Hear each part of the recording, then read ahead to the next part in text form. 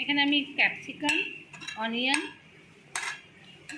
Green chilli, yellow capsicum, red capsicum add করে দিয়ে আবার এটা আমি 2 থেকে 3 মিনিটের জন্য মাইক্রো করে।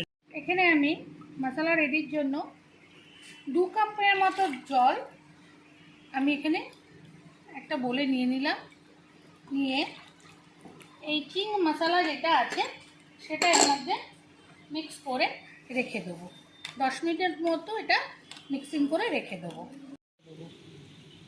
একদম ইজি প্রসেসে, কোনো ঝামেলা ছাড়াই চিলি পনির রেডি হয়ে যাবে। তো এরপরে আমি আবার টাইম দিয়ে দেবো 3 থেকে 4 মিনিট হয়েছে। কেউ যদি মনে করো গ্রেভি একটু কম রাখবে তো আরেকটু টাইম দিয়ে দিতে পারো। আমি একটু গ্রেভি রেখেছি। একদম ইজি প্রসেসে বানানো হয়ে গেছে চিলি পনির। চলো এটা আমি সার্ভ করে দেখাচ্ছি। সার্ভ করার আগে আমি একটু স্প্রিং অনিয়ন উপর থেকে এটা ছড়িয়ে